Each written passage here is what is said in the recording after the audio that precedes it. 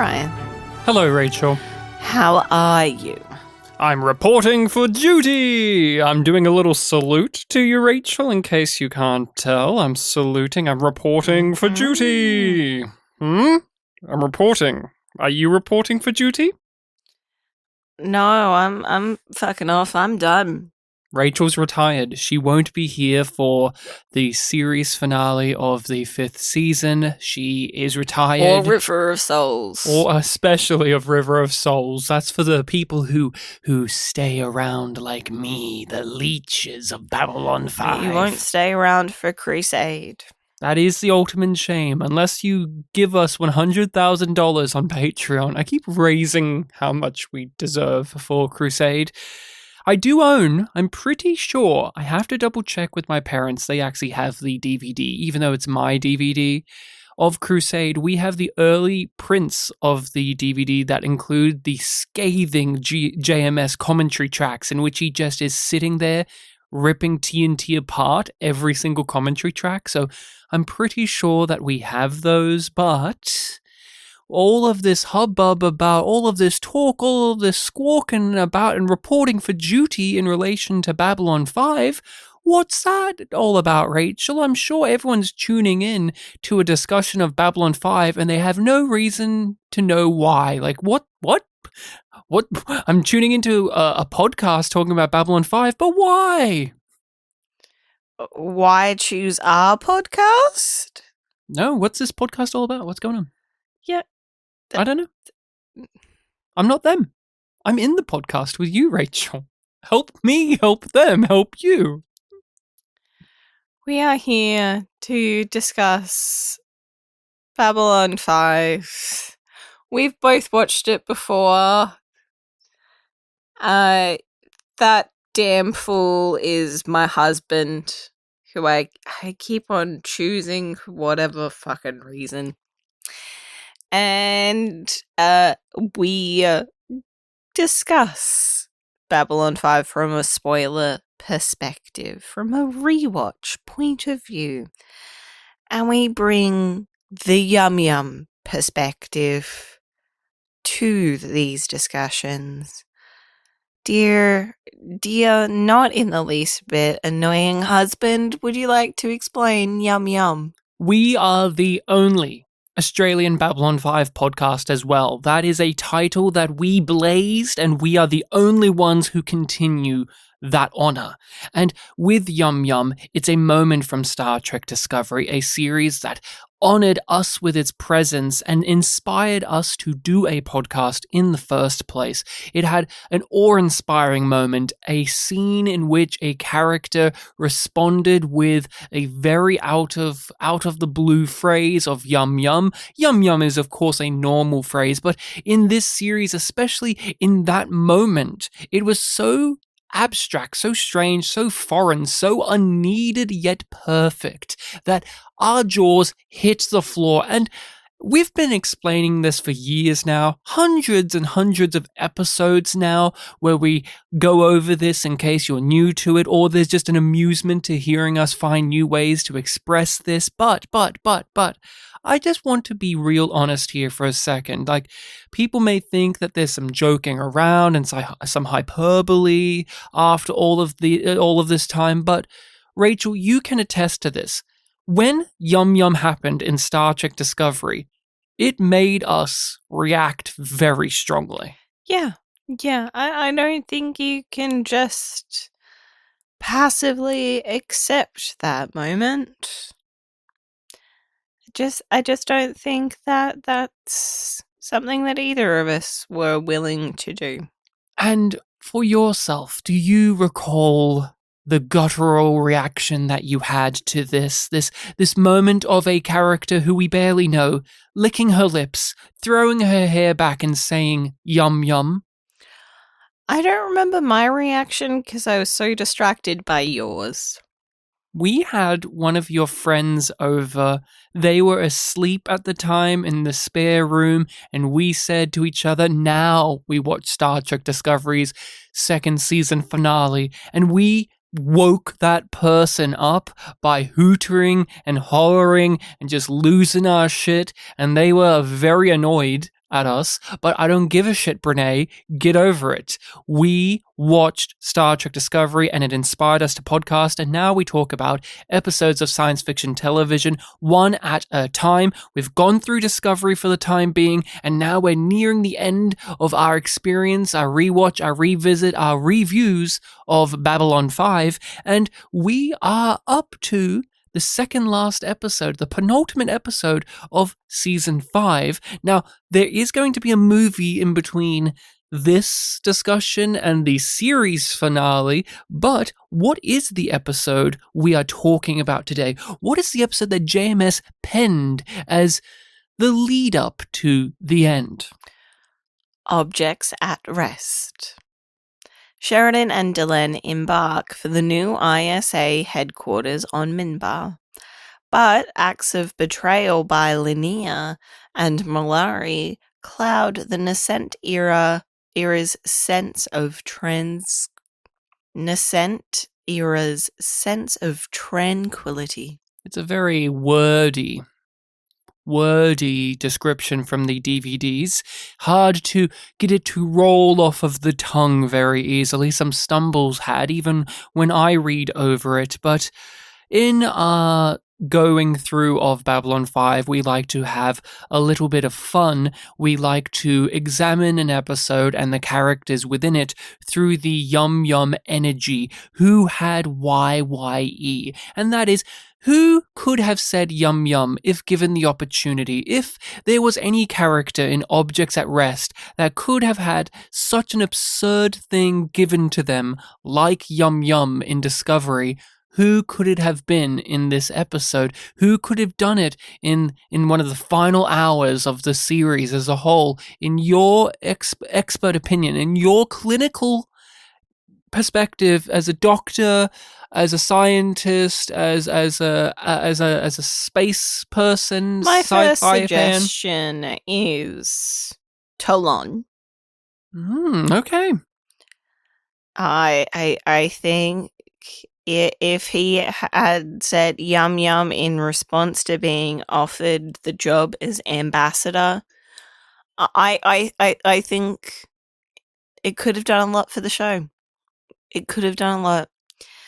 And my other suggestion is the Drock. That was my pick. You can be free of us for 1 hour. Yum yum.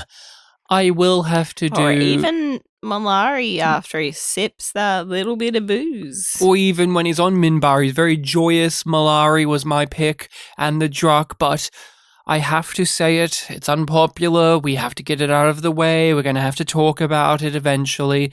Linnea had some YYE as well, and that's all I'm going to say. He also had it, but we'll have plenty to say about Linnea. There was a break in training for personal time, and I decided to take mine here to help you move back home and ensure your safe arrival.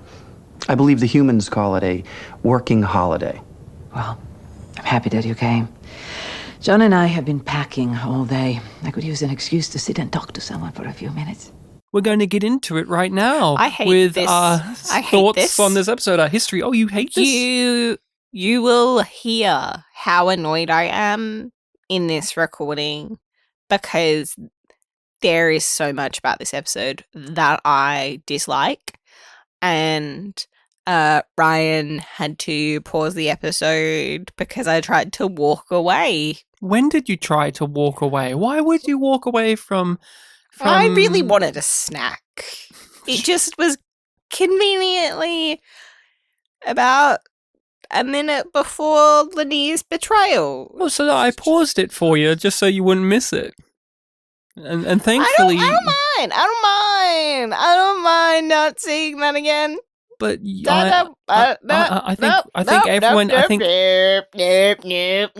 I think all of the Yumlings mind, because they're on pins and needles to hear this discussion. Out of all of the season 5 things, we all, but I have been up front. But now you're going to be at the back end because you've been so upfront. Objects at Rest. History, thoughts on this episode. Clearly, it is so overwhelmed by Linnea and how this character is concluded. How It overshadows the rest of the fucking episode. And I love Veer and Talon together. Like, that shit's great. It's one scene. It's lazily written in terms of, like, oh, so Veer walks past, but what? and also Talon just stabs it with a knife to get in.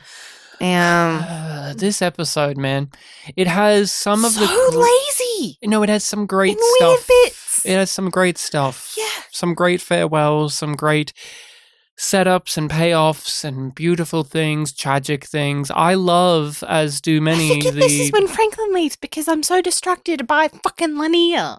Yep, and so whatever else there is to say positively about the episode will forever be tainted by the Linnea things. I want to say positives about it, but Rachel's going to slam it because of the Linnea things, and Rachel will say positive things, and I'll sigh because there's Linnea things. That's objects at rest. You get the beautiful salute of the old guard and the new guard, and it's not wasted. It's just... There's just an element, there's a thing... No, I mean like in the... Sure. Grand Theft Auto. Sure. Wasted. Whatever the case may be, Objects at Rest certainly is an episode. Yeah. Yeah, it is. And, well, let's just tear the Band-Aid off and Talon get into... gets a promotion. It's great. He's great. Love the actor. Love the performance. Love the decision that he's part of the new crew on Babylon 5 after the rest of the people have left. He is warrior. I appreciate it. I think the special effects with Jakar are really weird and useless, and I don't like them. I like it because it makes it more visually dynamic of an exposition scene and a scene of Jakar, what would originally be him speaking on a TV screen. I get that. It has less of an emotional impact if it's just the TV screen. Yeah, yes, agreed. And I like that they're doing something different. I just wish that it was a bit more simple in that it just took us back to when he recorded it, not when, like, they have both of them there. Side by side. Like, I just wish that it went, like, sort of through the TV and back into that moment with him. This is a stylistic choice, and I like there's it. a lot of extra visual flair in this episode that feels like, we got to use the rest of that budget. Bam! Let's do this. Let's do that. Let's do this. Let's do that. Oh, CG here, CG here, CG. This episode is directed by one of the producers, John Copeland. He's directed a couple before this, but here he is at the end of the series getting another episode, a very big one, and I appreciate the effort because for the Jakar thing, I like it. I like seeing them stand side by side, but yet they are not together. That Jakar is an echo of what he once was on this station, that in a way he is a physical manifestation of the idea that he bestowed upon Sheridan in the last discussion. And Talon is a great little character. It does make you think very strongly that this would have been Toth, and that this is how she would have ended, and this is how, but things worked out the way they did, and thankfully they had this character who just spawned naturally in the series. He just was someone. We've gone through Marshall Teague's involvement in the show and how it just came about and how they just kept bringing him in every now and then, and just he had raw chemistry with the actors he had to go against in the show, and you feel happy hearing that he is going to take on the mantle because he is level-headed. He is all of those things that Jakar said, and yet we didn't need seasons worth of episodes to justify this. He's in like 5 episodes. We haven't seen him since like midway through the season, and then before then we hadn't seen him for a season. Like he wasn't in season 4. Very much sprinkled throughout, which is the same with Hobbs, who also gets a promotion. I find that one to be a little more tricky because Hobbs is a character I like. I like her. I like that performance. But she should have been in the season at least, like earlier in the season. Yeah, it would have been good to touch base with her a little bit. I think we see her in the background of a scene, but she's not. She was only in active. two other episodes of the show. She was in the Stims episode, Interludes and Examinations, and then she was in Walkabout, where she was taking over Franklin's job while he was addicted and on his walkabout. And then we haven't seen or heard much about her since then. And I think it's such a shame that they didn't have her in season 4 in an episode, or even in season 5 in an episode, just to reestablish her or further strengthen her, because having her just be in 2 episodes previously, it is a little bit hollow in comparison to see Franklin handed off to this character. Thankfully, she was a really well acted and really well written character in those previous episodes, but I would have appreciated it. Did you note who got a shout out in that discussion of the people who could have gotten the job? Dr. Hernandez, the woman from Believers, a character that we wished we saw more often. We only saw her that one time, but she was memorable too. Yeah, I would have liked even if Hobbs appeared, because like Franklin was communicating with the other med labs. Because that's always something when I'm like, why don't they?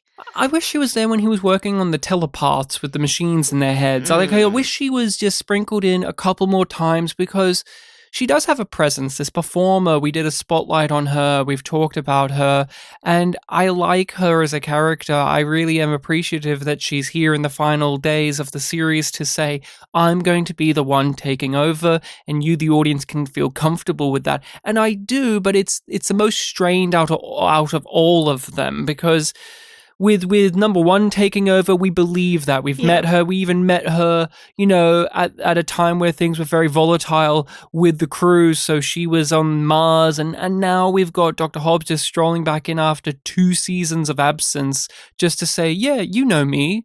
And think back, 2 years, 2 real life years have passed.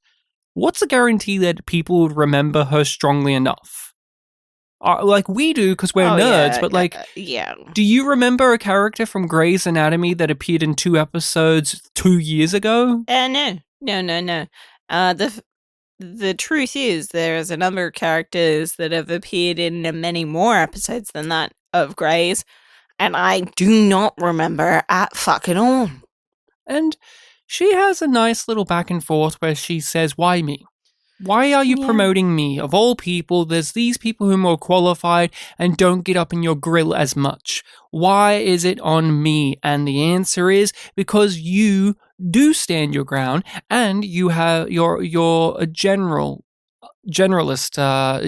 You understand enough of everything, because the others are all of a special field and they have a narrower vision. But we need you not to be a specialist in this field, because you're going to have to deal with so much. You're going to have a taste of everything. You're going to be managing everything, so you need to be general. It makes a lot of sense. I find it weird that she would question that. Because she looks at it as, I haven't had a sense of security. I've been bounced around from place to place to place to place to place to place. And when I was around, I would argue with you. I understand her insecurities or her questioning things on that, because she hasn't had just a thing she's in charge of. She hasn't had a specialty. And also for the audience, it explains why we don't see her. Yeah. And it is nice that she is saying goodbye to Franklin, that they're the professional peers. It does bring up the fact that Franklin did not have people to talk against during his storylines. It was very much a rotating cast of random doctors and nurses, and he didn't have what Garibaldi had with Zach. He didn't have what Lockley has with Corwin. He didn't have any of those kind of subordinates or peers to bounce off of. So how do you replace him? Oh, we get one of the doctors that were recurring previously. Fun fact, it's just the one. I think she's the only one that appeared more than once. Can you remember any other doctor that appeared more than once than him? Can you? No. So you have to pick Dr. Hobbs. Imagine if this actress wasn't free. She was too busy doing Space Above and Beyond or something. It would have really shot them in the foot, because what they're going to... Dr. Hernandez from season 1, that would have been a wild pull. And The connection between Garibaldi's promotion scene and this is really nicely done too, because she's the troublemaker for Franklin. She's the one that will call him out on his bullshit. And we cut over to Mars, and what's Garibaldi up to? How's he handling being in charge of a mega corporation? What is he doing there? And you get this sense of humor straight away. Jerry Doyle just has a certain vibe to him, a certain energy. Even though he's playing it deadly serious, he just has there's a little twinkle and a smirk there. And what is his solution, Rachel, to running a good company? Garibaldi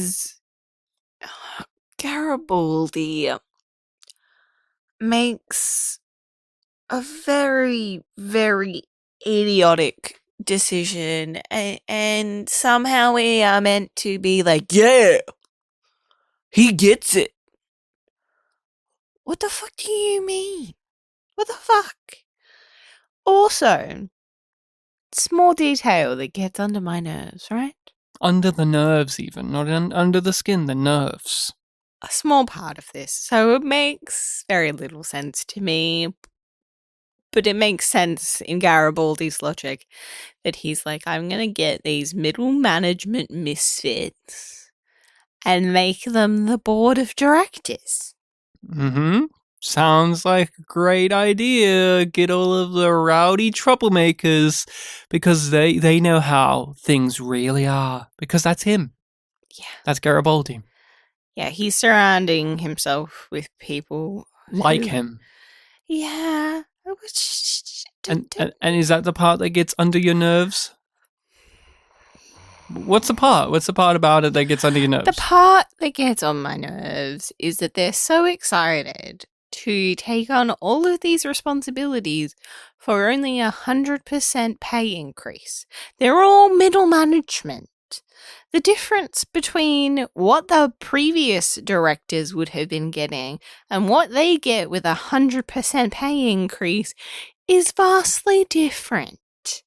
I'll take your word for it. I just nodded along and went, that's a lot of money, I guess. I don't know. It's fictional Mars money. They've got their own money now, I would guess. They have their own passports. Okay, so like if I was earning, say, 100 grand, middle management, right?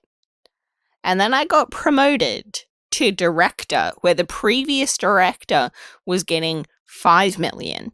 Mm. And I only get 200. I would be pissed. 200 what, thousand? Yeah.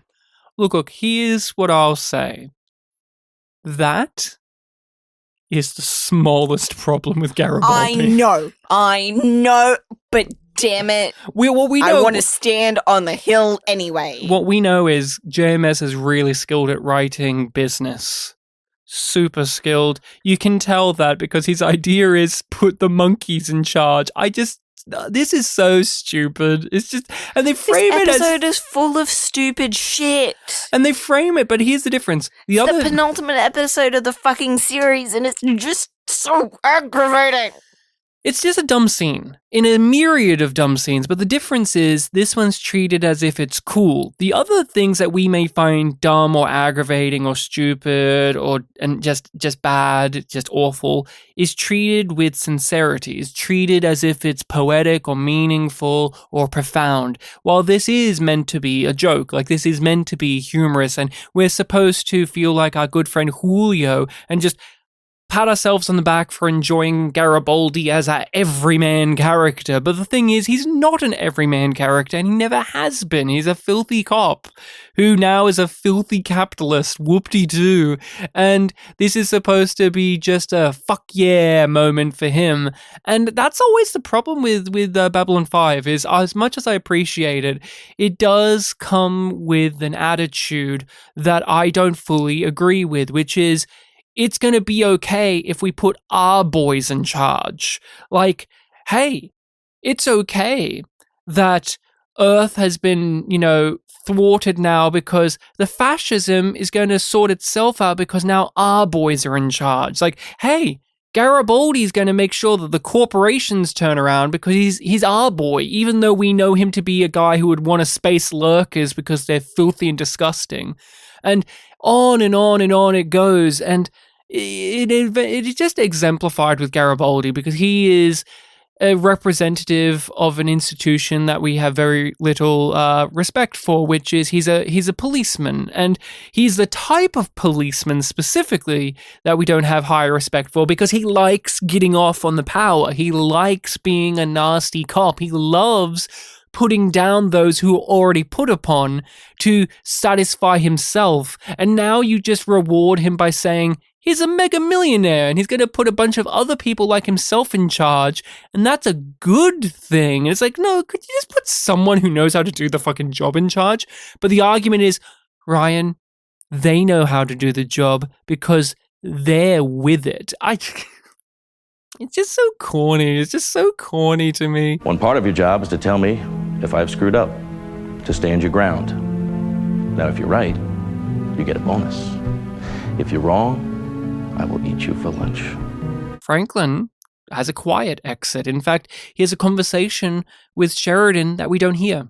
We just see it from afar. We see it from Dr. Hobbs' perspective in the hallway. She gives a smile and walks away, and we see them give each other an embrace and walk away together. And we don't get to hear what they said. And Franklin, he gets what Sheridan wanted, which is no fanfare, no one noticing that he's leaving. He just goes on his own, he gives a look around, has a smile, and he's gone. Just like that. It's the opposite, too, of his introduction in the show. There's a lot of parallels there because he's wearing the same outfit, practically, as what he wore when we first met him. But the difference is he was welcomed by a group of people. He was welcomed by Sinclair and Ivanova, and they were so happy to see him, and he had all of this new guy energy. And now he's leaving, and there's no one to say goodbye to him.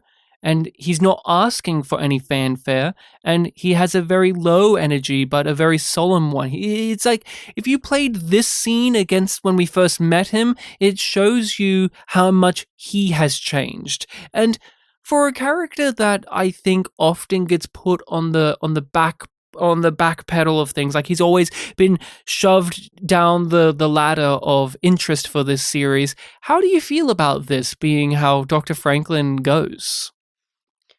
It's sweet.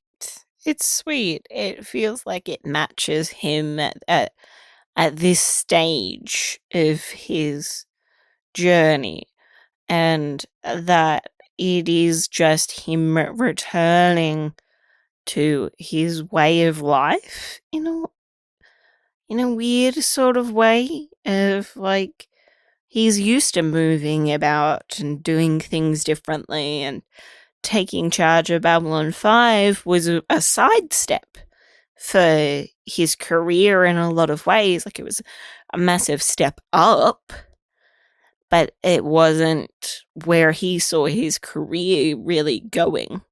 He is still following in the steps of Dr. Kyle. He's replacing the man who he was a replacement for in Babylon 5.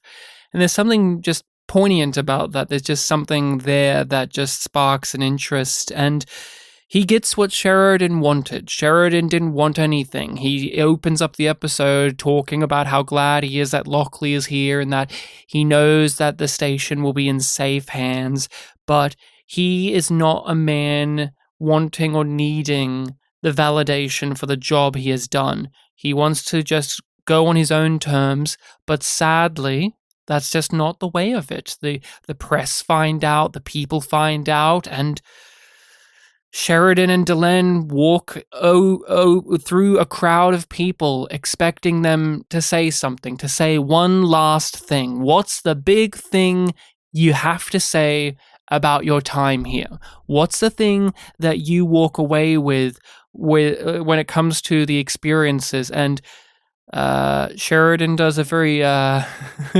very interesting move, wouldn't you say, Rachel? He does a very specific thing. How does he handle a crowd of people waiting with bated breath to hear what President Sheridan has to say? Okay, I'm gearing myself up to do this. Okay. Delenn, you do it instead. What a dick move. What would you appreciate if I did that? No. Even if you're No, great, even I if you're a don't great like public when speaker you and do speech that maker, version of it on the podcast. like right now, would you say? She's sighing. She's giving me an eye. She's giving me two eyes. In fact, she's like Jakar. She plucked an eye out and threw it over, and now it's recording me. It's so Sheridan, though, isn't it? Abso-fucking-lutely. And what do you think about her speech? Because although it's very much leading up to Sheridan, this is your moment in the spotlight to give a word, to basically have the JMS monologue about what you have gone through over the 4 years. Instead, it's given to Delenn, someone who's been here longer, someone who has drastically changed as well. What did you feel about what she had to say about leaving the station? I was less interested in this than the other, like, Jakar's version, because it's something that I've heard regurgitated in different ways across media. The whole, like, the specific thing of, like, in my language, there isn't a word for goodbye. So this isn't goodbye. And even without the language aspect, conversations and farewells where it's just like, it's a see you later. And I think I was particularly disinterested in this after, like, just yesterday, sitting through all of the farewell speeches at my work. Because for people who don't know, so generally most teachers who move schools will do so at the end of the year. They'll finish up the year at their current workplace and start the new academic year in the next school. That's the way that it works in Victoria, at least. I know that it's different, but that's the general thing. So on the last day, we gather all together as a staff. There's usually sometimes food, whatever, but you'll get put in a room and be spoken at by the principal, and then everybody will take it in turn saying goodbye to each of the people that are leaving.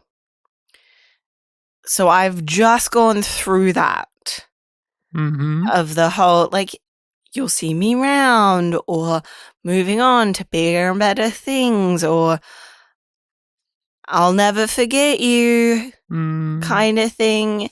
We even got that a little with Linnea in this episode with Sheridan, where it's like, hey, if you're ever around, you can crash with us. We'd like to see a familiar face. We'll meet again down the road. There's a lot of that in this episode, and it does make you think about when you have it in real life. And in your case, you're talking about a very factory-like version of it, where you're saying goodbye to co-workers. They're nothing more.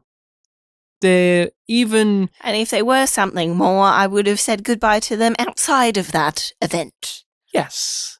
And I guess you're looking at it from the person who is getting the farewell, not the one giving a farewell. And that's the thing, is this is them saying goodbye to a physical location that has been so important to them. And it's been important to us. And there is something very profound about how they will not be living here. They won't be having another episode or two here. It will only be in a visiting sense. They will now become the guest stars to the new station's crew. They will become the random people that walk in. In Crusade, they will be the people who will be, and also starring rather than the lead characters. And that's them having to transition and say goodbye. And I liked Delenn's little farewell, and without saying goodbye fully, because in her language, but also it's her way of things as well. And it is very much a follow through on what Jakar is saying. And we even get more of it when they do leave. They meet with Zach Allen right before. He's one of the last people they see, and he was busy. Hey, I was doing my regular job. You know how it is. It's never ending. It's always the same. It's almost like there's a bit of a commentary happening about how we've been here for 100 episodes now. Things just get a little bit monotonous, but when the important things matter, we're here for them. Yep. And that's Zach Allen. I'm going to be here when they turn off the lights. I'm going to be here when they turn out the lights. And that's fun thinking about that, because these scenes were filmed after they filmed Sleeping in Light. Well, it's good to know that at least one of the old gang will be sticking around for a while. Who, me? Absolutely. Hell, I'll probably still be here when they turn off the lights. I don't doubt it. Well, you take care, Zach. we follow it up even more with the salute, the famous salute scene where Sheridan and Delenn are on the White Star. They turn the ship around and they give Sheridan gives a salute to CNC, and we see on CNC Lockley and all of the rest. We see familiar faces and new faces, and it's almost like it's a shot from the season 1 opener. Yeah, it does have that sensibility to it, and it's definitely invoking that deliberately. The music. We don't talk about the music as often. Christopher Frank's score in this scene is so wrought with emotion and nostalgia and hope and glory, and it's probably one of my favorite musical moments of the series. I always think about this scene not because of the visuals, which are very heightened for what it needs, like we're zooming through CGI to live action to this to this to this, and the panning shots and all of the actors' expressions, but it's the music that I always keep coming back to. And for yourself having to do the podcasting experience of this particular watch through of Babylon 5, what does this image mean to you? This image and this moment of handing over the station / the show to people who will go on to carry it. Like, we won't see that show, but we know that it's done in a way, like Sheridan said at the beginning, that there's good hands here. Yeah, it's cute. It's sweet. It makes sense for this show, because even when we get thrown in the gathering, it has that sense of we are dropping into this world. It's already been going, it will continue. And now we're at the end, and it's still continuing. With the first half of the episode, do you think it's pouring on the syrup, the sugary sweetness, this glorious amount of sentimentality, so that the next part of the episode, the one that we have said overshadows everything, can be all the more effective? Or do you think that this is just how you naturally would write this story in which Sheridan and Delenn leave the station? What do you think? I think it's more a natural evolution of the show and of the task that this episode has. But it also feels a bit like JMS is like, oh, I've got one last script. I've got it in me. I can get over the line. I feel like there is a natural extension, but also this is one of the episodes, especially in the what we would declare as the farewell sequences episodes, where it's very segmented to me. There's like 3 distinct parts of the episode, and they all exist with one another, but they also feel so separate. So we get this first chunk in which it is what we just went through. It's this very, very sentimental, very honest, very almost nostalgic too, longing of the series. It's the show having a moment of reflection, but also looking forward. Then there's the middle chunk with all of the linear stuff, and that's heavy and dark, and it's fucked up, and it's chaotic, and like it's challenging. It's like it challenges you as well as Sheridan to contemplate what Lanier has done, what has he become, what is he already, and can we forgive? And then we got the back half of the episode in which it's dealing with the fallout, and Londo's here too, but it's also this third chunk is about appreciating what has come before And how do you go about things moving forward now that you've started a new chapter in your life? I don't know if you feel the same, but to me, there's 3 distinct parts of this episode, and I do feel like there's a little bit of a choice made about making the first chunk so nice that when you get to the second bit that's so bitter, there is a contrast of things. Because on a rewatch perspective, I was so tense during the first 10-15 minutes because I know it's going to get fucked up soon. And Lanier's in most of those scenes. And Lanier's being a good guy. He's being awkward, he's looking at the wedding photo or whatever, and he's being a freak about it. The musical sting with that is just so foreboding, and I'm always like, ugh. But do you think that the knowledge of what Lanier does, do you think that adds a layer of dramatic irony to all of this that's there intentionally, or do you think it's because we don't like what happens with Lanier, so it just clouds it? I think it's intentional. Seasons have been leading to this. God. It's not as if JMS didn't warn us all that this was going to be the case. Literally this season, Marcus in season 3 told us that it's a promise that's a dangerous one to keep, that Lanier's unrequited love would blossom into this awful thing, that there would be ramifications and consequences to his possessive romance to Delenn. Can you just do this discussion on your own? No.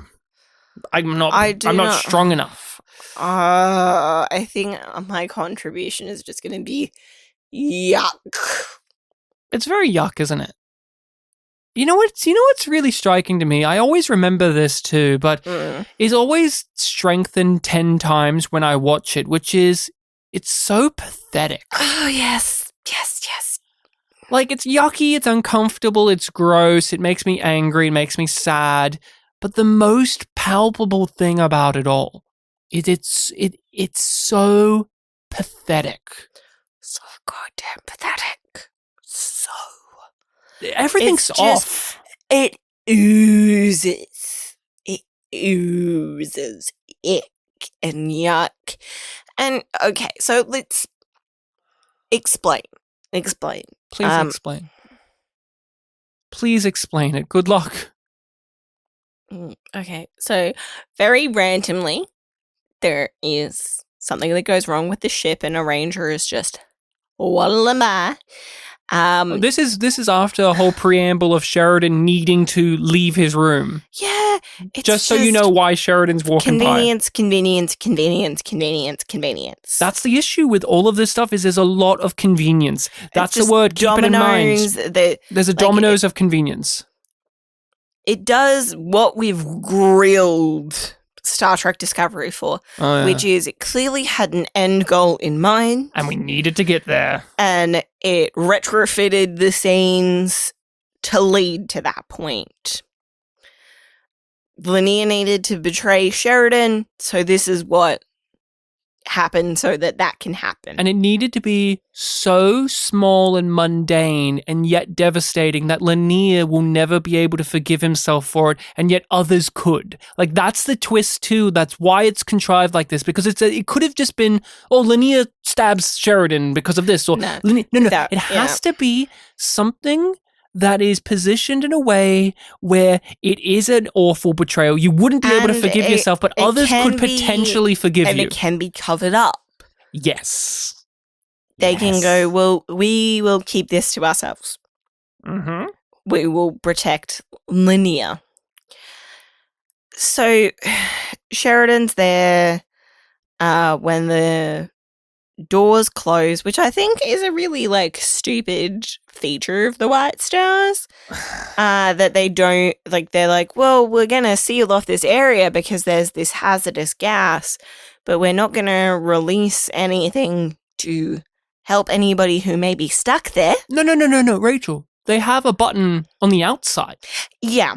Why don't they have a button on the inside? Hate it in sci-fi. It's always fucking stupid. Because here's the thing. Another thing that Star Trek Discovery also did. Because you can't argue, because if they press it on the inside, then the gas will get out. Guess what? They can just close it because there's a button on the outside too, dummies. Like, I hate that type of shit. It's just... He releases more of the gas, breaking the fucking door to get out than if just a bloop, door up, drag him out, because door there's just down. some mysterious gas leak. Just, Whatever. whatever. Convenient. Again, something mundane, something nothing. Yeah, so But enough. Linnea happens to be walking past and Sheridan's like, Linnea, like, get the fucking door, bitch. Come on, Linnea. And Linnea just goes, nope. No, don't skip it. He puts his hand over the button. Like, he and then almost does it. He and then he almost does it and then looks at Sheridan. Sheridan says, Linnea. And then he decides to back away slowly. He doesn't just sprint away. He backs away slowly, and it's ever so clear to everyone involved that he's deciding not to help. Yes, he's letting Sheridan die. Because that way, like, Sheridan will be dead, but it won't be Linnea's fault. Because it was like, well, if I was never there, and also he's doing and then he's also doing the Mbryo way of killing people, which is I allowed them to die. Remember when the warriors did? It's following the code of honor that they have. That's shitty and inherently flawed. But then he's run away. And then he goes, I can't do it. And runs back.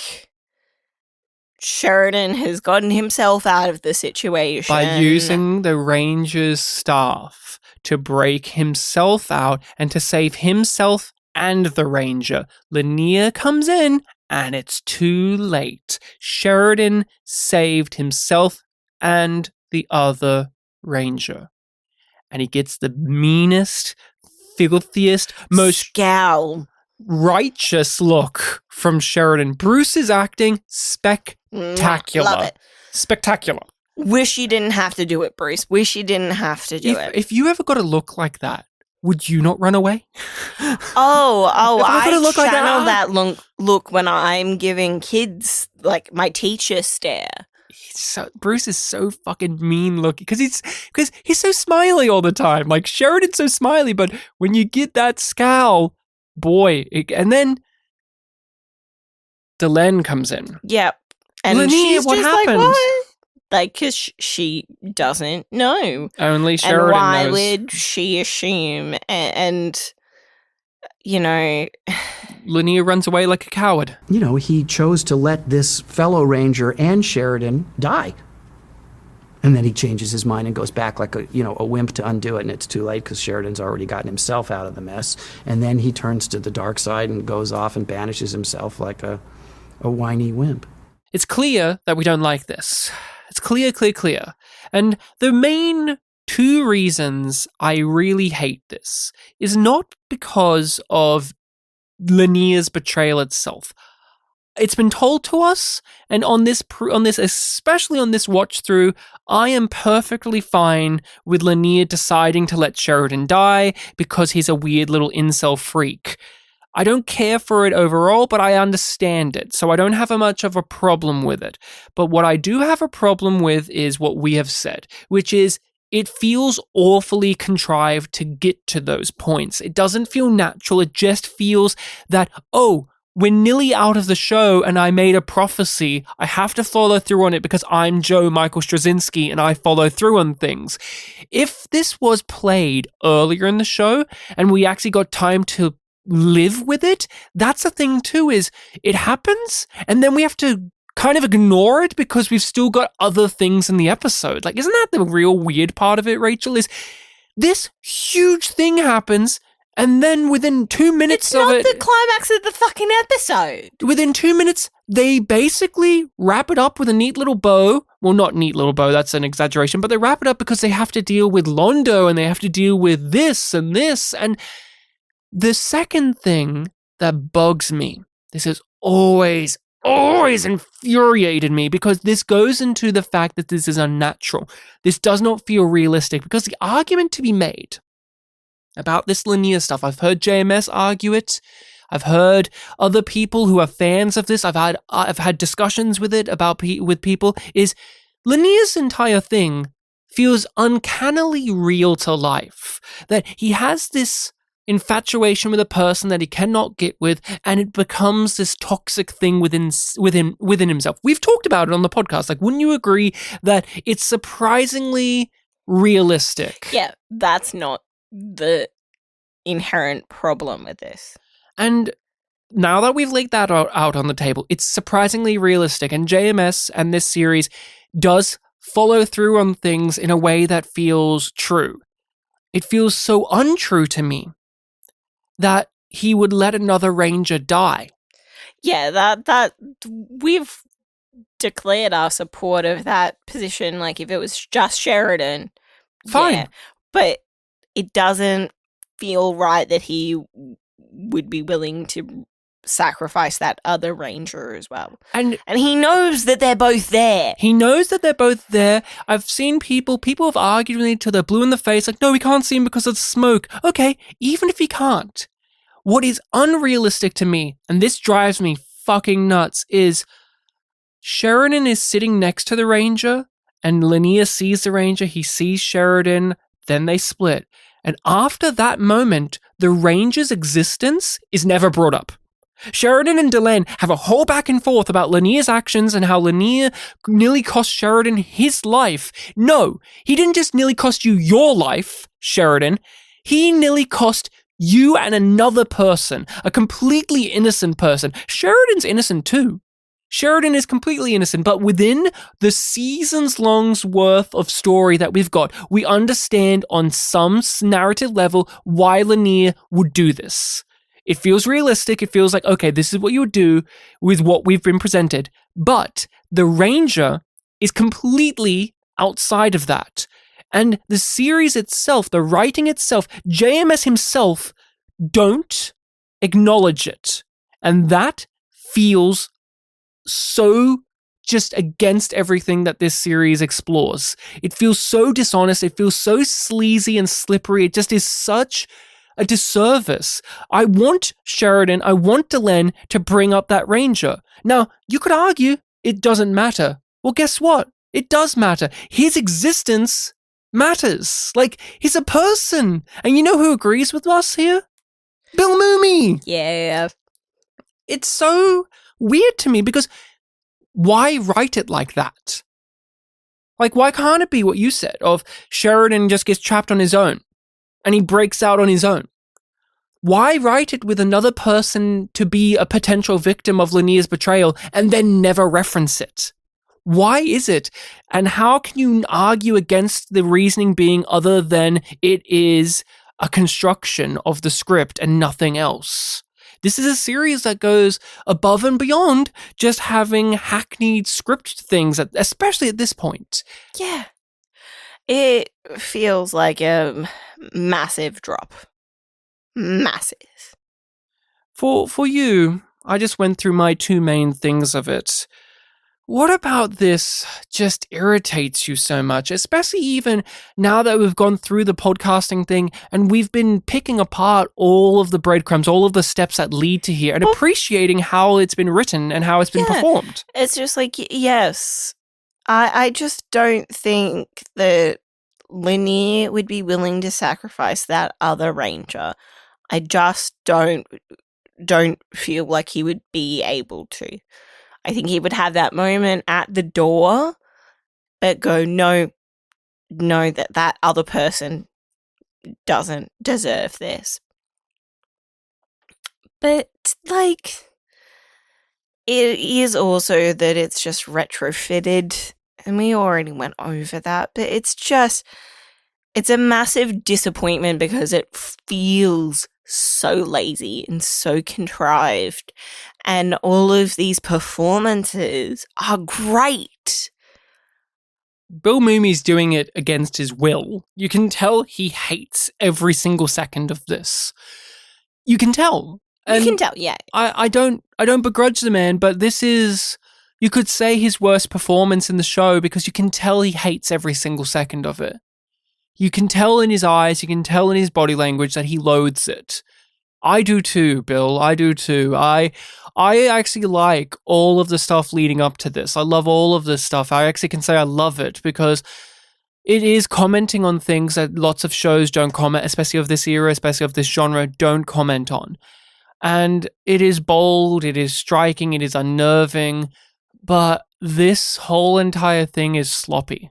It's so sloppily done. And then you know what makes it worse? What? John and Dylan's scene after it. I hate that scene. It infuriates me on a whole nother level that she, like, but it is also very true of she doesn't want to believe that her friend is just capable of this. I believe Dylan in the scene. I believe Dylan is right, but it's also because she can't go, well, no, this was what he was like all along, or his love spawned hatred, and that was destructive, and it led to this. She understands Linear enough to understand how this happened. But then to be like, hey, but you would forgive him, right? That is such a fucking... Oh! Okay. I believe Dylan in everything she says and does here. I believe that's what she would say and do and believe. I do understand that. That is authentic to the character. It's frustrating, makes me pull my hair out, and I think she's a shitty partner at times, but it's true to her. Sheridan, it is Sheridan being the ideal version of himself in this moment. He has some grumps, he has some great retorts, like, how do we know? We don't know, we'll never know. There's forever the doubt. Garibaldi. He forgave Garibaldi, he's willing to perhaps forgive Lanier in spite of himself. Don't have an issue with that. He even mentions, we don't know, he could have come back to see if I had died. And that's a great point. Again, the lack of conversation about that Lanier's actions were going to cost more than one person their life. But what I cannot abide by, and maybe this is just putting myself into the script here, but I don't think this is unfair because I'm someone in a relationship, I'm married, I think I would not react in the way that he did, which is, and I don't think Sheridan would either, which is, if, for instance, Rachel, you told me after the fact that one of your friends, one of your male friends, confessed their love to you, and you just kept that to yourself, and then that friend almost cost me my life, and that's when you tell me? I think I would have fucking feelings about that, you know? And all of this handling is just so peculiar to me, just on a couple level. Like, would you abide by that? Like, if I was Dylan in this moment to you, would you just be, like, fucking calm and collected about me being like, would you forgive? I also wouldn't have fucking hid that from you. No! I wouldn't have. Especially because it's like, she knew. He confessed. Yeah. He confesses, and then she's like, I knew. But I'm going to keep denying it now because my lips are sealed. Saving face. It's saving face, so not to tell John. Yeah, but people who have existed in couples and known couples, right? When they say, I won't tell a soul, there is the asterisk of, except my partner. Because there comes a point in a relationship where your partner feels like part of you. So keeping something like this from them, she kept the fact it does not compute. It wouldn't, like... Yeah, but here's an argument. She keeps things to herself all the time. That's her character. It's not out of the norm. Shady Dylan. She didn't tell him that she started the war against Earth. She didn't really try to tell him about Anna possibly being alive. Like, there's conflicts about this in their relationship. Yeah. It's a mistake that she's made. It's a mistake. It's consistent. What I find to be unbelievable is John's reaction. He has no reaction to the fact that she knew and didn't say a fucking thing, and now it's led to this. If he was just like, well, yeah. He has no reaction.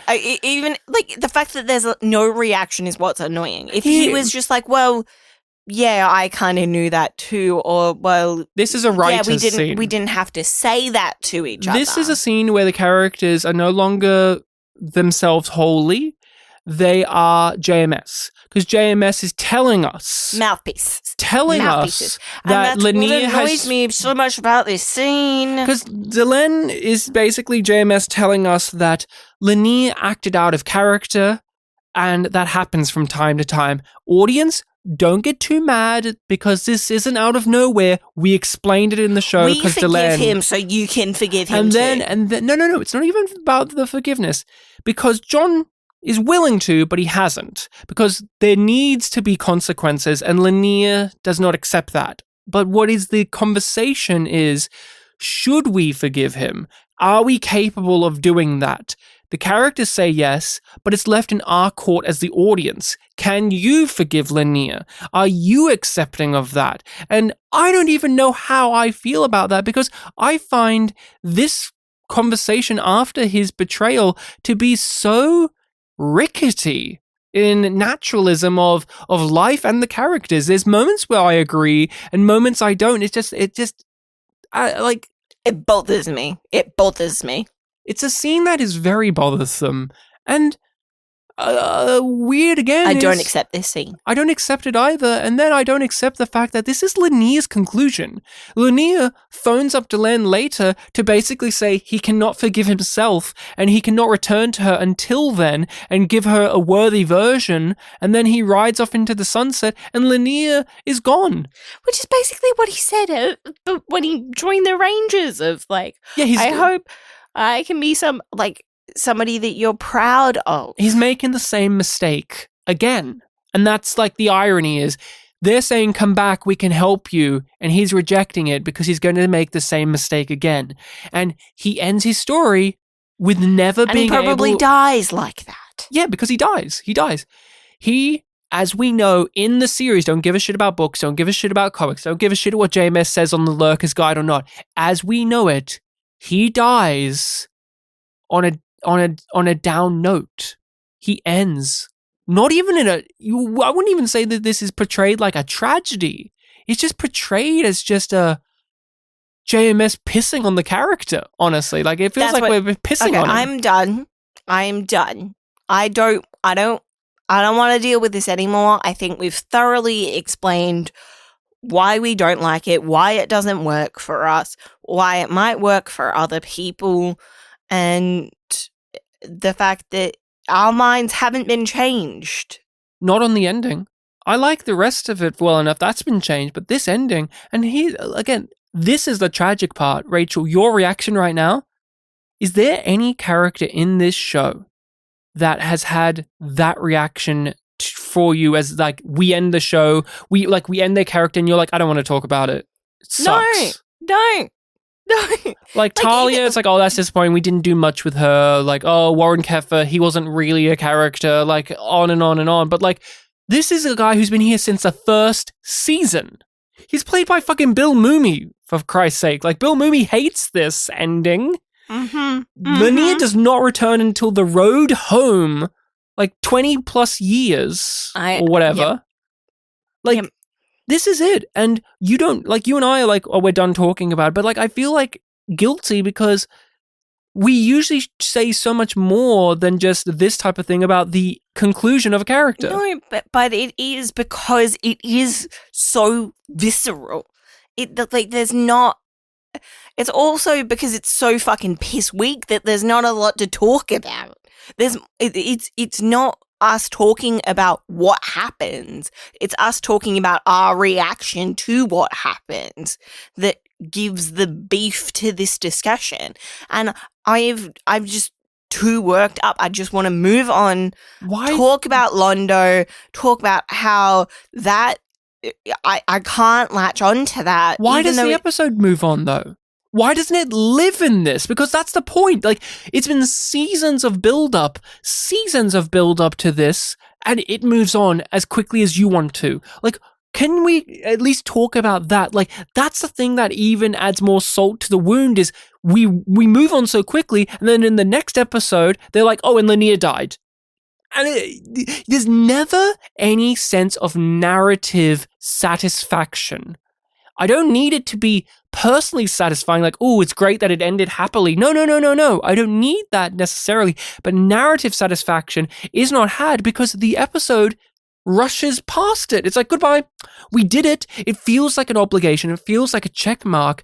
Like, I cannot grasp that. Like, I know that you're now sitting back in your chair, Rachel, and you're sighing and tutting to yourself, but like, does this ruin the character? Like, entirely ruin him? Pretty much. I have to put it to one side, which I can do. The closer we get to it, the less I can do it. Though I know I will never earn your love, I will earn your forgiveness. Until then, if you would honor my memory, then be happy. For my sake. Yeah, they go to Mbryo and Londo's there and it's a surprise. And I'll have another hot take for you.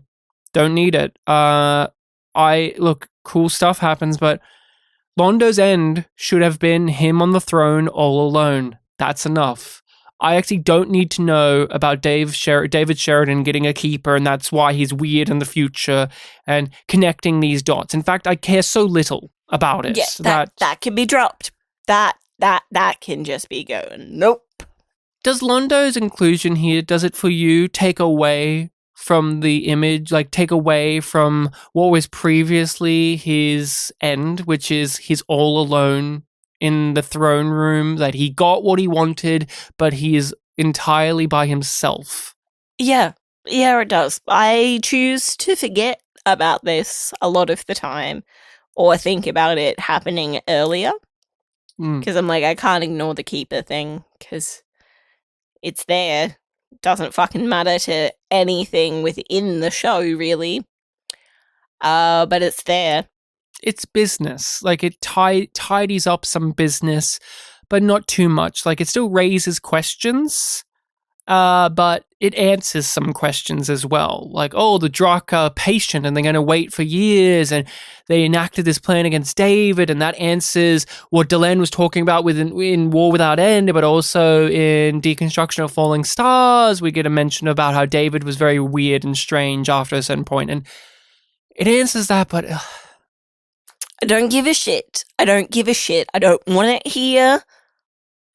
I don't give a shit.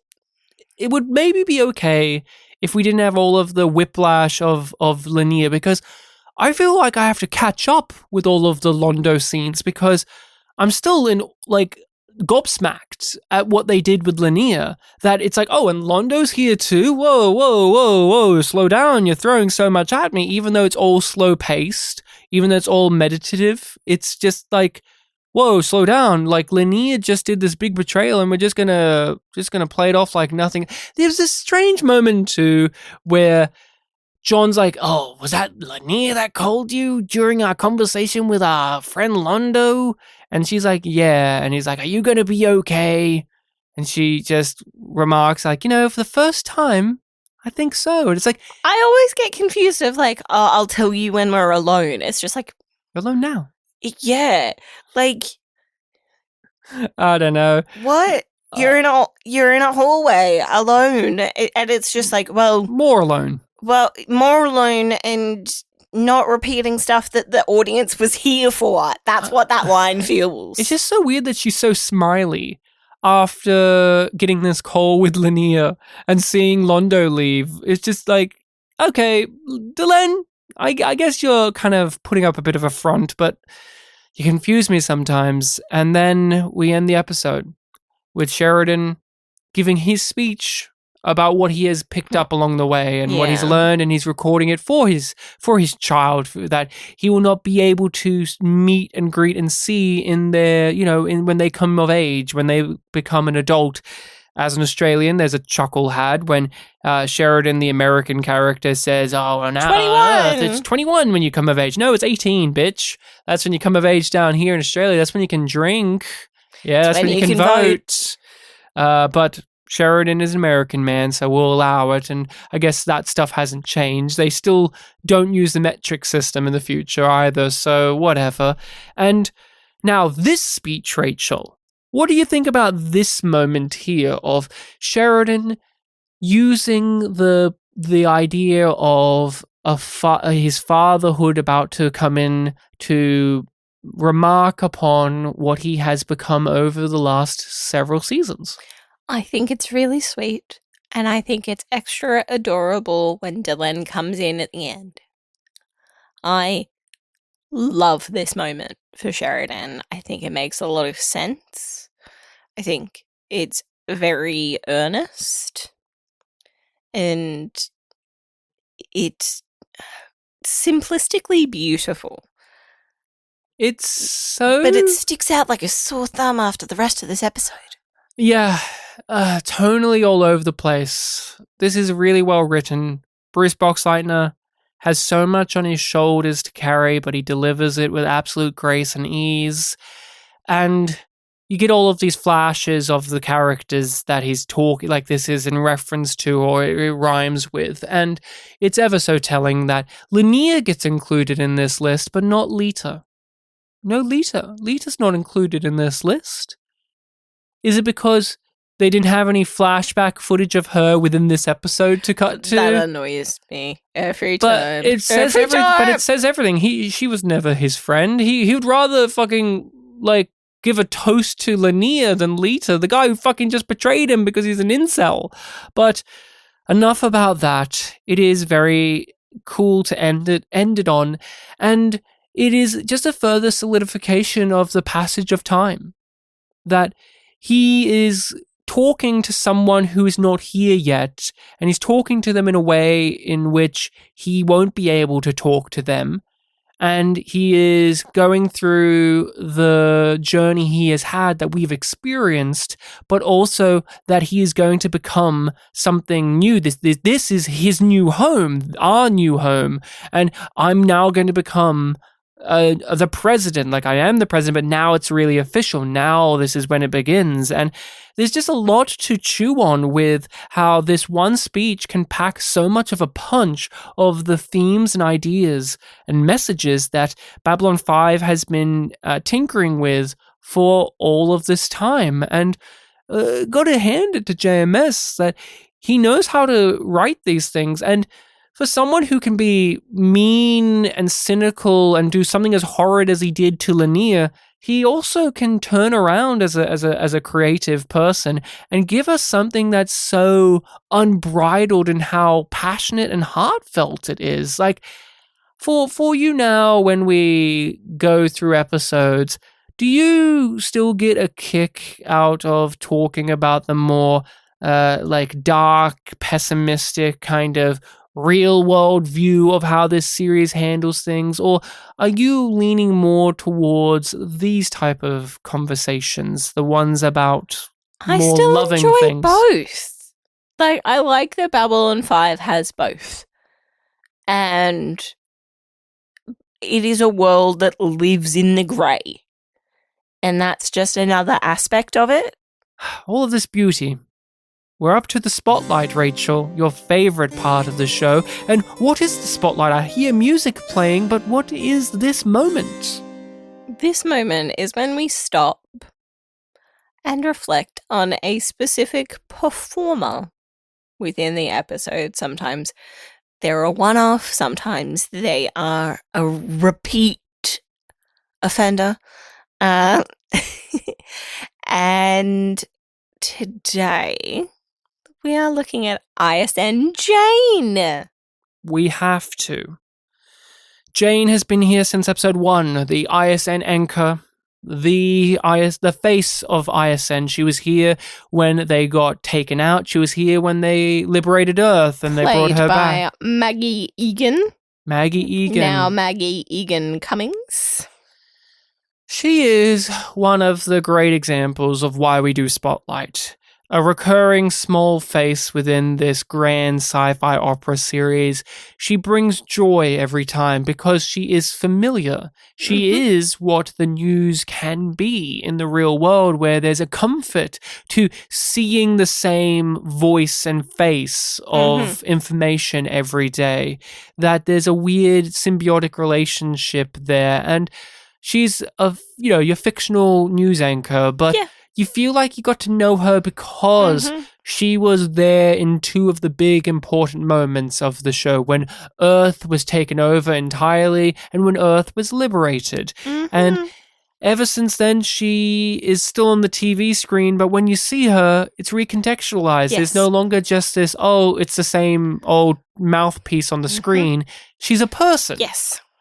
I love Addison Jane, and I like that she's in Crusade. I like that she just keeps coming in. She's like in 10 episodes of the show, but obviously she wasn't in most of season 4 because of reasons. And again, like, if they didn't have her constantly throughout the show sprinkled in, it wouldn't have hit as hard when they had a new person as the face. No. Because we grew to know her by just virtue of repetition. Yeah. I love her. I love this performance too. She's great. I really like the way that she plays, how emotion still comes through while trying to be objective and reading the news. Like, it's nuanced. It's a performance. The news anchor is giving a performance. They're not just automatons. There has to be certain emphasis on things that you have to say. There is an emotion in those voices. It's not just detached. It's not just objective and monotoned and monotonous. People would tune out because it's not relatable. It's not relatable. She's been here since midnight on the firing line, episode 1, and where they were talking about all of the elections, the new president or old president coming back in, and now here she is. This is her final episode. She will be in Crusade, and I can't remember. I don't think she's in any of the movies, but she is here, Maggie Egan, and like with some other cast members, like Corwin, for instance, she's one of the regular B5 people that does turn up at conventions. I've seen her does the circuits. She engages with the fans. I think she's even engaged with us on social media once in a blue moon, and that's so just cool because she existed on her own. She's not acting off of anyone else. She's just her character's not talking to anyone else really. And yet she gets to come to the conventions and say, yeah, I'm in the show a bunch. You all know me. It's Addison Jane. She just seems like such a just a fun presence. She also just seems to enjoy her work. I watched her clip reel on YouTube and genuine excitement when she's talking about her roles. Like, obviously an aspect of it is performative, but she seems really excited. And there's so many photos of her on set with different people. Like, she's gone out of her way to take a photo with all of these people, and in most of them she looks just gleeful. It's adorable. She plays a lot of, to go through her career, she plays a lot of these type of functions. The secretary, the news reporter, the lawyer, the nurse, the mother, the teacher, like a lot of these. About 50 roles, almost all of them singular episodes of TV shows. Yes, and if there's more than that, it's in this type of way where she's not a heavy hitter of a character in an episode, but she's not part of, she's a secondary character. She's a secondary character, and she's done pretty much a lot of the big things. She's been in Dallas. She was in an episode of Quantum Leap. She was in Sliders, Moonlighting, Alien Nation, Matlock. It just goes on and on. Knots Landing. She will do one and done roles in these shows and or movies. She was in Seinfeld even, and she just was fun in Grey's Anatomy, by the way. You'll tell us in a moment, because she also did ER, which is, the show that's responsible for Grey's Anatomy in a way.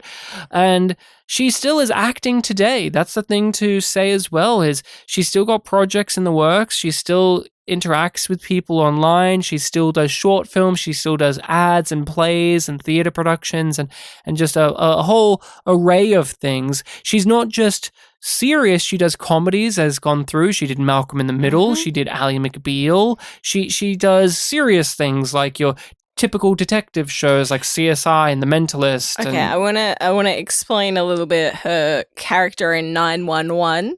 Please. because in her reel, she was having a lot of fun talking about this. So she plays a fanatical vegan Thank you. who tries to kill her husband. Or does, I'm not sure. By encasing him in the wall of their apartment. Oh, that's very nice. Because he was Edgar Allan Poe so, style. So like, and apparently like from the clip that was included, she gets like busted because they're like scanning the wall and they're like, oh, still moving, and she's like, he's still alive. Oh, I mean, it's so wonderful. He's still alive. Yay! I love my husband. I totally didn't kill him. Hi, I'm Maggie Egan. I have over 50 TV and film credits. I book top-of-show guest star roles. On 911, I played the nutty vegan wife of a stubborn carnivore, so I had to kill him. So tell me, where is your husband? Got movement. What? He's still alive? I mean, great. She does have a website. She does have social media. She does make herself known and out there Yes. from what's seen. But I do know her from an episode of Quantum Leap in which Sam accidentally kidnaps a baby. It's different to the one where Sam gives birth to a baby. But please tell us about Grey's Anatomy. She's in an episode of Grey's Anatomy when Meredith is looking for a nanny. Mm. And she's a bit like overzealous in terms of like being interviewed for the job, but also wanting to interview Meredith to make sure that it's a job that she wants to take. And she's just like sprinkled in throughout this episode, being like, just like, stop being so you right now. So she's a comedic relief? Yes. I would say that. Did you remember this episode before you had to give it a No. view through again? No. Oh, so this isn't like the June Lockhart? No. That's fair. No. Did not stand out as much as that. But then I was like, oh yeah. That was weird. And then the other thing that I wanted to mention was that on her website, she has her resume. And I would like to read you her special skills. Please do. Comedy improv, accents, Texan, Southern, NY, flat A Midwestern, Irish, various English. Thank you. Singing, Do Aussie. alto, Uh-huh. beginner to intermediate dancer, jitterbug, disco, waltz, salsa. Please do the jitterbug. Skills, Mm-hmm. drive Honda scooter, That's a skill. acting teacher of kids 5 to 18, Oh, okay, cool. Airstream glamper, I don't know what that means. I'll unpack that, and fun dinner party guest. Well, that is a good skill. So What's an Airstream glamper? you know glamping as a concept, right? No, Okay. Glamorous camping. I don't know what that even means. So it's like, You go camping but with style? yeah, Oh, so it's So- like the dickheads in the Goofy movie. sort of. Okay. So an Airstream is a particular type of trailer / caravan. So think like a more prissy version of people who own Winnebagos Okay. kind of thing. So the film RV. Okay.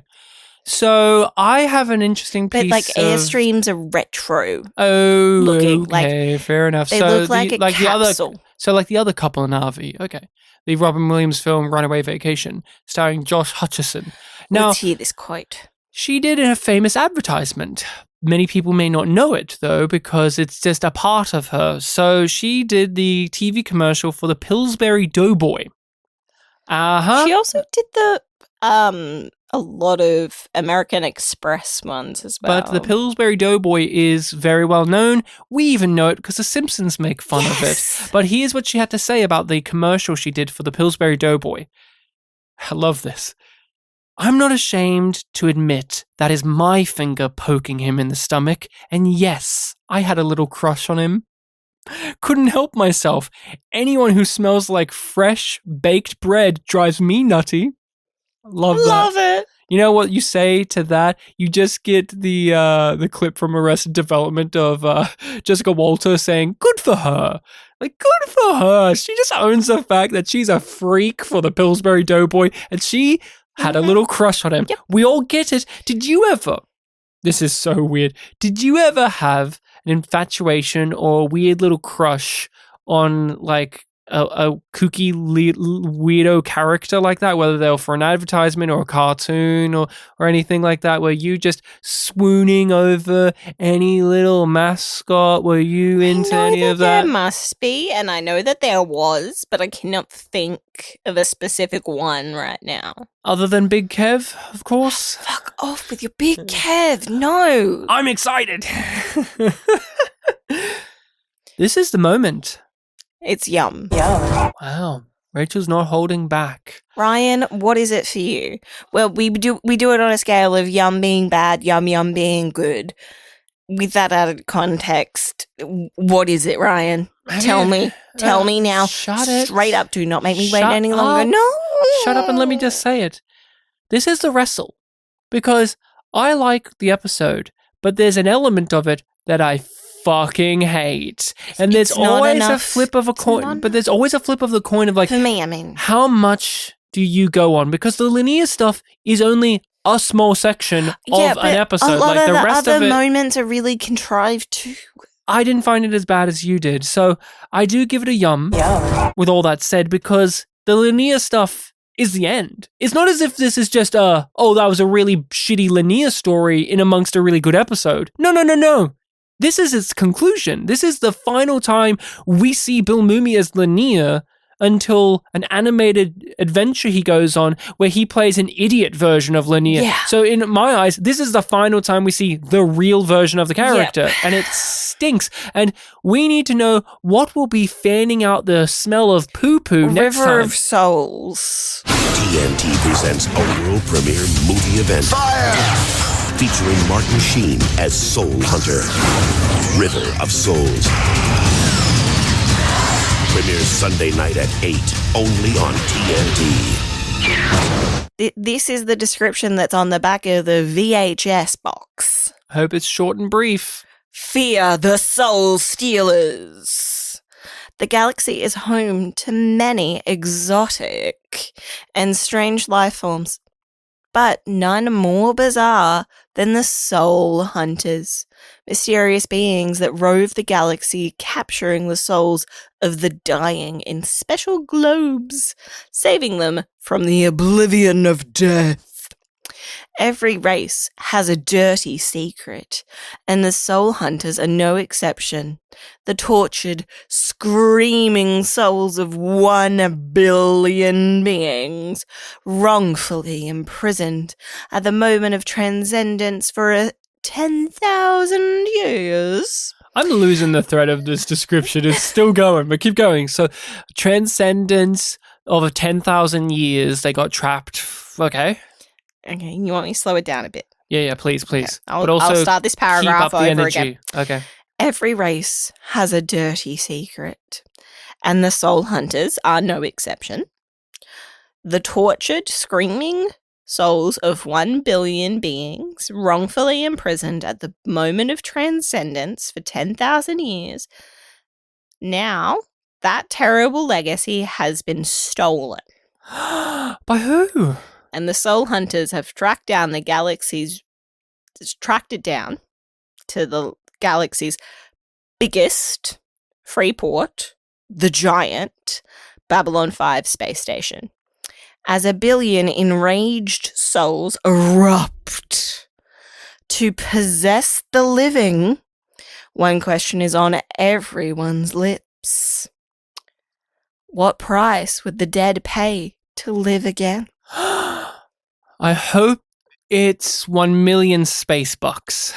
That is credits. It's credits. I'm saying that they're from a different time and a different race, so they would say 1 million space bucks. That is our discussion of the very divisive Objects at Rest, in which JMS put Lanier to rest permanently, and we will forever be lamenting it. Thank you all so much for tuning in. You can find us on various social media sites under yumyumpod or yumyumpodcast. We are easily available to be contacted if you want to let us know more of your thoughts on things that we've said. You can comment on whatever social media allows you to do so with our posts or whatever podcast hosting site. But we also have an email address that you can direct everything over at, which is, Rachel? yumyumpod@gmail.com. And what else do we have to plug away to those still listening along, for those who are just in need and can't read the description of our episodes? Well, we like to plug our Patreon. We think we do a pretty good job over there. We release a lot of extra content, including more TV discussions, some of which isn't sci-fi. Is not sci-fi, unless you think The Sopranos gets pretty sci-fi. It can do. But we also do more sci-fi as well. We are doing The Expanse, which has now finally started to come out on the main feed. But there's at least one whole season in that Patreon vault. So if you cannot wait... If you're that hungry. That is where to go. As well as discussions on Star Wars, Star Trek, and a group Discord that you get to be a part of. We have great times there. We like to chat with one another. We like to send each other links. We like to watch stuff. We like to just, it's so much fun. So come on over to the Patreon and support the podcast. And if you have the means to as well, make sure to rate and review us on whatever site allows you to do so, and share us around with all of your friends. But Jakar said goodbye yet again, but he did not say good eating to you. Now it's Talon's job to say good eating to you, because he is equal measure warrior and priest and good eating to you person. So, Talon... Good eating to you, Ryan. Oh, good eating to you as well, Rachel. And Talon, you have an important job, mister. Make sure to carry that farewell with you.